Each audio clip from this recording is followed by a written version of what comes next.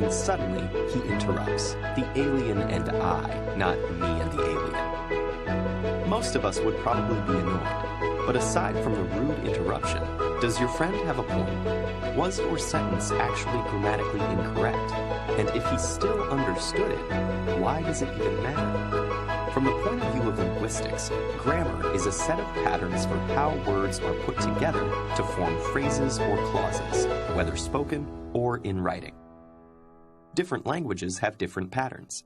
In English, the subject normally comes first, followed by the verb and then the object, while in Japanese and many other languages, the order is subject, object, verb. Some scholars have tried to identify patterns common to all languages, but apart from some basic features, like having nouns or verbs, few of these so-called linguistic universals have been found. And while any language needs consistent patterns to function, the study of these patterns opens up an ongoing debate between two positions known as prescriptivism and descriptivism. Grossly simplified, prescriptivists think a given language should follow consistent rules, while descriptivists see variation and adaptation as a natural and necessary part of language. For much of history, the vast majority of language was spoken. But as people became more interconnected and writing gained importance, written language was standardized to allow broader communication and ensure that people in different parts of a realm could understand each other. In many languages, this standard form came to be considered the only proper one, despite being derived from just one of many spoken varieties, usually that of the people in power. Language purists worked to establish and propagate this standard by detailing a set of rules that reflected the established grammar of their times. And rules for written grammar were applied to spoken language as well. Speech patterns that deviated from the written rules were considered corruptions or signs of low social status, and many people who had grown up speaking in these ways were forced to adopt the standardized form. More recently, however, linguists have understood that speech is a separate phenomenon from writing, with its own regularities and patterns. Most of us learn to speak at such an early age that we don't even remember it. We form our spoken repertoire through unconscious habits, not memorized rules.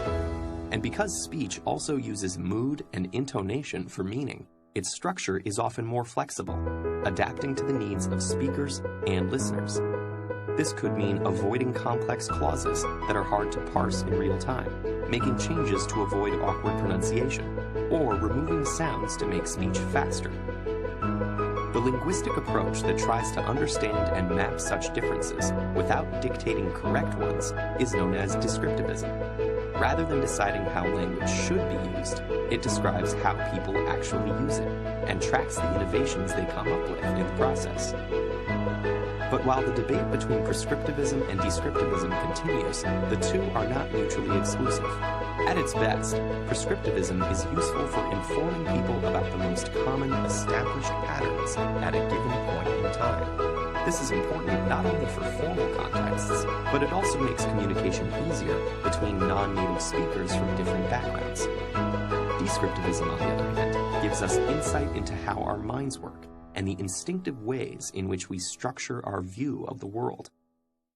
Ultimately, grammar is best thought of as a set of linguistic habits that are constantly being negotiated and reinvented by the entire group of language users.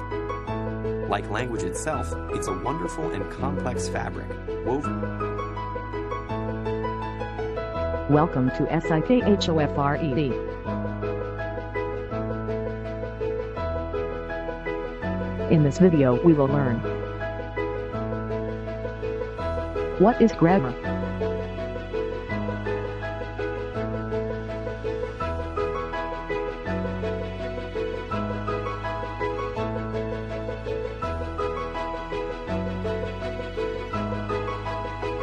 what is grammar,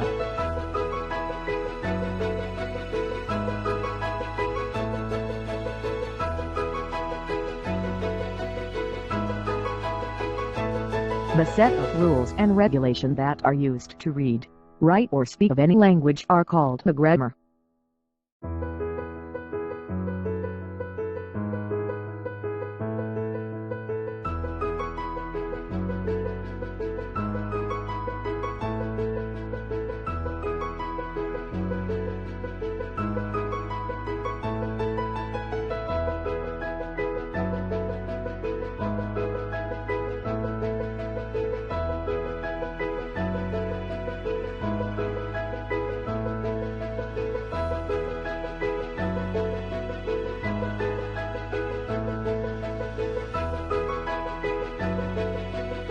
Thank you for watching.